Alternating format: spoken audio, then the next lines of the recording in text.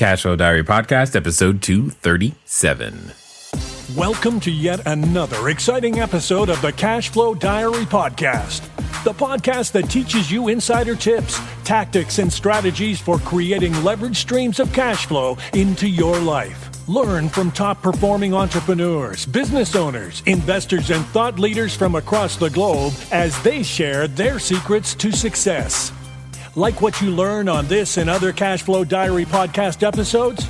Go to learninvestingnow.com and sign up to receive powerful tips and information that will help you succeed as an entrepreneur and investor.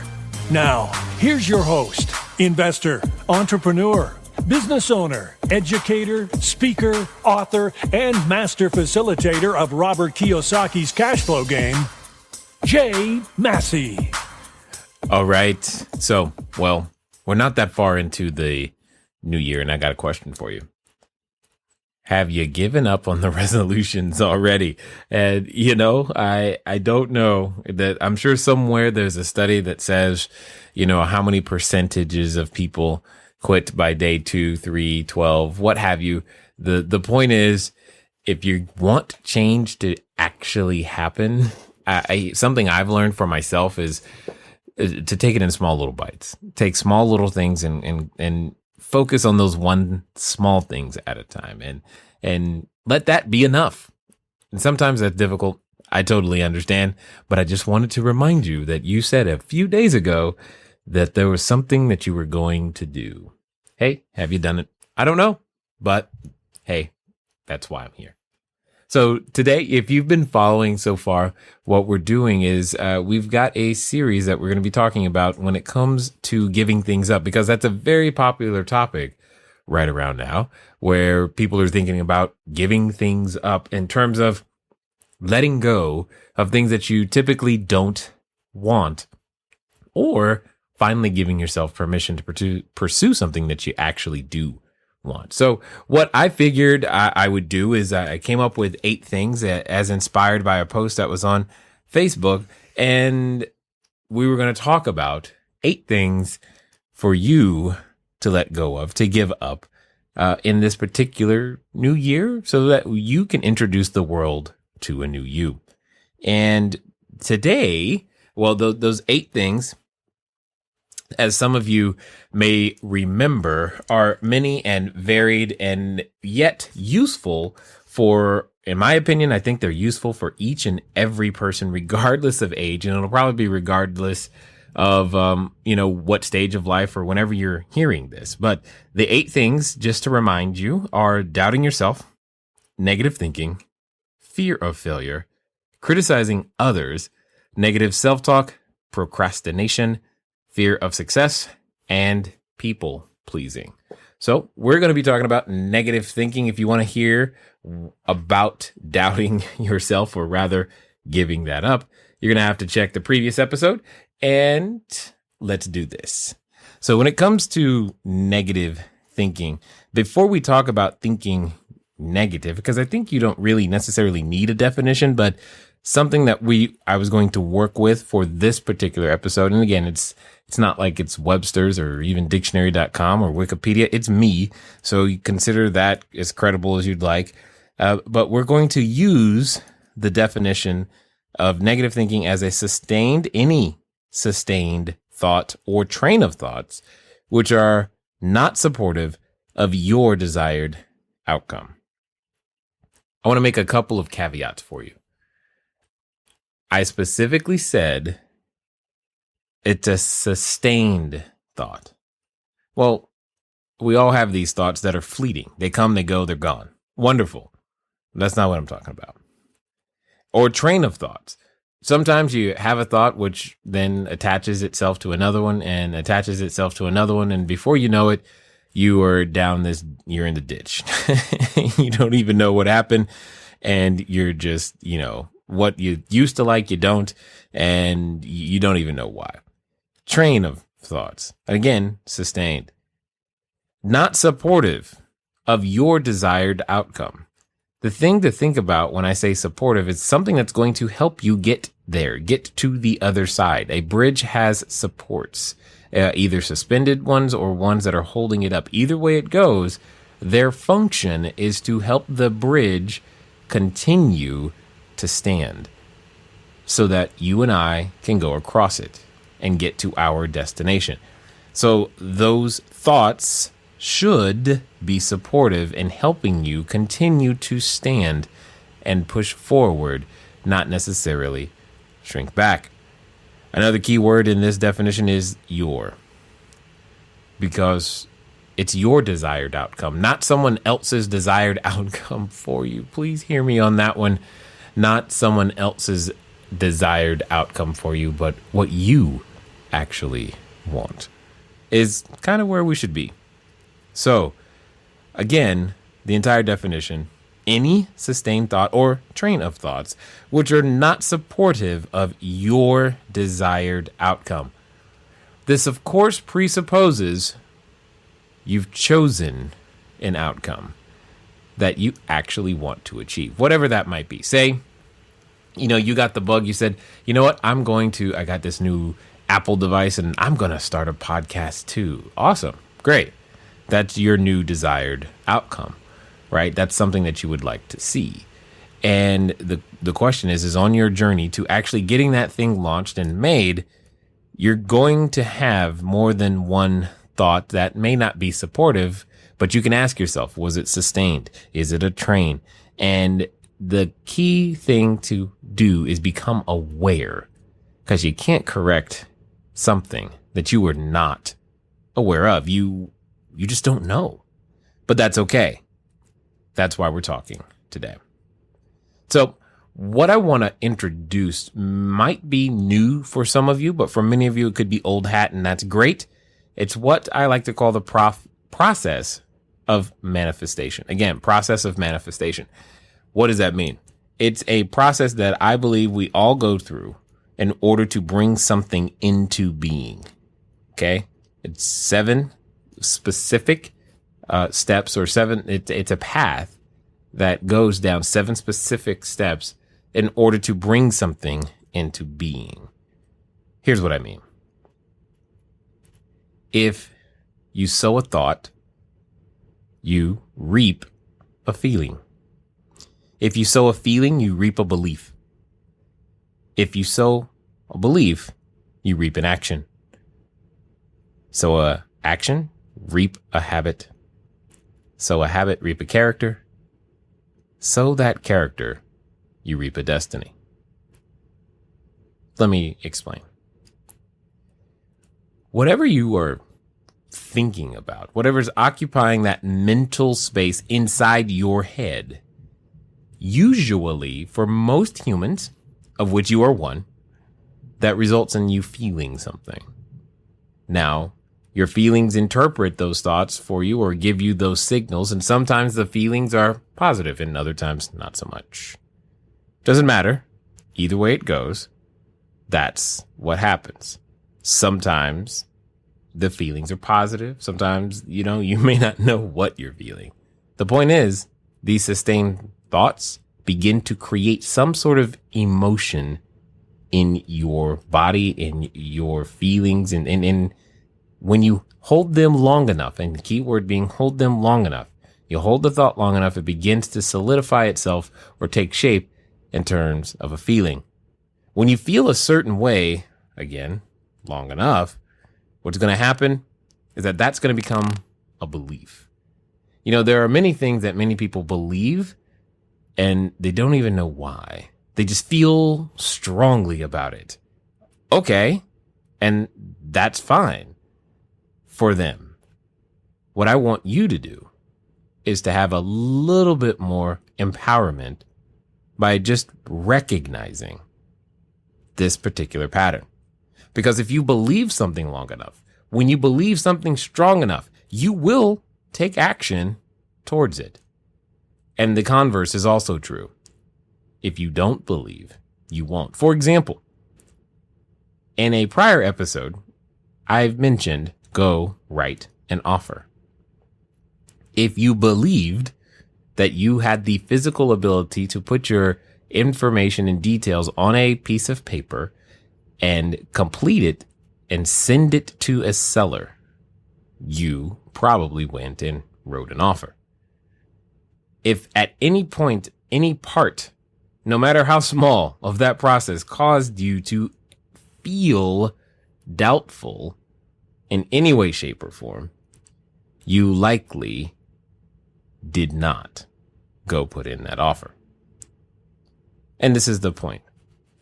If you believe something long enough, it doesn't even have to be a correct belief. You just have to believe it. You have to believe it. You'll begin to take action towards it. When you do something repeatedly, those usually become habits. And again, we all know the habits that do not help us. And in fact, I'm certain some of you listening have said recently that this year, this is going to be the year that I stop. And whatever you filled in that blank with is likely a habit that you've been wanting to remove from your life for quite some time. As you continue to perform these habits, it kind of shapes your character. And that's just who you are after a while. It also can kind of influence, another word for that would be possibly your identity. You begin to identify in certain ways with certain groups of individuals based upon these things. And now that you are attracting this new peer group, now that you are hanging out with people who are, in honesty, thinking, feeling, believing, and acting the same as you, and you have similar habits in common, as you continue to do that, you end up creating and participating in your destiny. You know, that little dash between the two dates on your tombstone, when you were born and when you leave us, your destiny, what people know you for long after you're gone. So I'll repeat that process. Think. If you sow a thought, you reap a feeling. Sow a feeling, reap a belief. Sow a belief, reap an action. Sow an action, reap a habit. Sow a habit, reap a character. And the character leads to destiny. It is therefore imperative, of the utmost importance, for us to focus lots more attention, not necessarily on, hey, Jay, what do I do to achieve X, Y, Z? What resources do I need in order to make this happen? But honestly, it has a lot to do with what you think. Because as you begin to adjust your thinking to match those of the patterns of those that have and possess and are doing the things that you want, well, your feelings will change, your beliefs will change, your actions will change, and habits and character, etc. All of these things change, and they change from where it matters most, where it lasts, in your thoughts. It's really, really important. This isn't to say that you should get down on yourself for having a thought that isn't supportive. So please don't interpret this as that, nor is it to say that at some point you're going to get rid of negative thoughts and never, ever have them. I don't know if anyone's ever managed that. And therefore, it becomes necessary, if you are going to push against the grain and be something more than your present place, that you have a plan. Because not having one in this particular area, it's kind of like knowing that the enemy is coming. They're locked, they're loaded. They've got one goal: take you out, keep you from moving forward, not necessarily crossing the finish line, just from moving forward. Because heaven forbid, should you build enough momentum that their voice becomes a whisper. So therefore, they don't even want to give you that opportunity. And you know it's coming. To try to avoid it would be, well, silly. So you better have a plan. So here's what I'm going to do. I'm just going to share with you some of the things that I do that help me to deal with negative thinking. And again, some days are better than others. Some days it doesn't really matter. Other times when things aren't going like you planned, you need more assistance. So what do? Well, knowing this, one of the best defenses for me is definitely prayer, meditation, reading my Bible, and scripture memorization. These things help me tremendously to combat my tendency to think negatively. No matter how good things can go, they're all circumstantial, and you don't really want your happiness, to be based upon that. You say, Jay, that's great for you, but that doesn't work for me. I'm totally understood. Audiobooks have been great as well because I'm so busy. My mind gets so busy hearing and listening and concentrating on somebody else's words. It doesn't leave room for my own voice, which I think is a pretty cool defense mechanism that also has an offensive component because then you are gaining new talents and skills. One such book that you might want to pick up is a book by Dr. Joyce Meyer called Battlefield of the Mind. Because, they say love is a battlefield. I think the mind is too. Another such audiobook you might want to avail yourself of is The Science of Getting Rich by Wallace D. Wattles. Now, the audiobook obviously is not free, but I do believe the PDF version of the book is out there in the public domain, and you should be able to get a copy of that rather simply just by going over to our friend Google, who knows everything. And in case that one tip isn't enough, I have a few more for you. For example, having a support circle, meaning you've heard of birds of a feather flocking together, hanging around those who are trying to go to the same direction as you. This can be very, very helpful. And in today's world, you can do this in things like a Facebook group, which is kind of interesting and fun all at the same time. Another one is simply getting out your house and exercising. One of the things that I do is I like to walk, and I've got a number of different paths and whatnot around my neighborhood, and I like to walk, and it helps me to think. In fact, on many of my private coaching calls, I will be outside walking, especially if we're doing a negotiation. I'll be outside walking because that's when my cognitive processes tend to be their best. Another one is a routine. Just having a routine, something that is stable, constant, predictable, that you can count on to make you or put you in the state that you'd want to be in. A sneaky one, which is kind of fun, is to manufacture a win condition. Make it easy for you to win at something. Maybe you have a hobby and you're really, really good at it. Well, go do that for a small moment. For me, sometimes I'll go take my camera and I'll just walk in the woods, and I don't have any intention of trying to do anything except take some photos. And that has been some of my most creative moments and some of my best photography work. But it manufactures a win because now I can see like, ooh, here's something I just did that was successful. Manufacture a win. Now, for those of you who are golfers, probably should not go on the golf course on this one, and you know why. Another one, and this one, it can be kind of fun if you have the right network of people. Just call a friend and say, hey, I'm calling you specifically because I need to feel better and encouraged and change my train of thought right now. You got a friend like that. And if you don't, go get one, because at some point you will need their assistance. One of my favorite tools and one of the first things I often recommend is what I call a success journal. And I know you've heard me say it before, but it bears repeating, especially when it comes to negative thinking. Because all you must do is fill in one question. Today, 5 reasons I am successful are. And if you handwrite it, that's great. If If you type it, that's fine. Either way, it's your own words. And when you are not feeling your best and you catch yourself having one of these less than productive thoughts, it's an easy tool for you to require yourself to read and look at.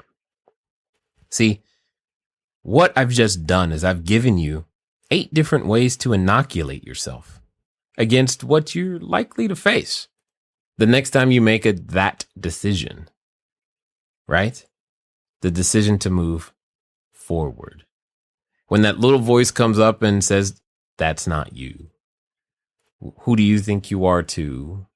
You don't have X, Y, and Z. So how can you dare think about writing an offer, owning another apartment building, raising more capital, doing all these things that you currently think are great and are reserved for some sort of elite class of person? Well, here's the thing. Now you have a plan. What I mean is, why not choose at least 3 of the things that I've mentioned? Choose 3 that you can commit to using the next time you recognize that your pattern of thinking, even for the last 2 minutes, was not supportive of your desired outcome. It'll put you in a different state. And by putting you in that different state, it gives you the opportunity to succeed more frequently. It's not about never falling off the horse, off the path, or off track. You want to gain the skill of knowing when you're off, so that what you can do is put yourself back on as quickly as humanly possible. It's been fun talking to you today. I look forward to talking to you soon. Until next time.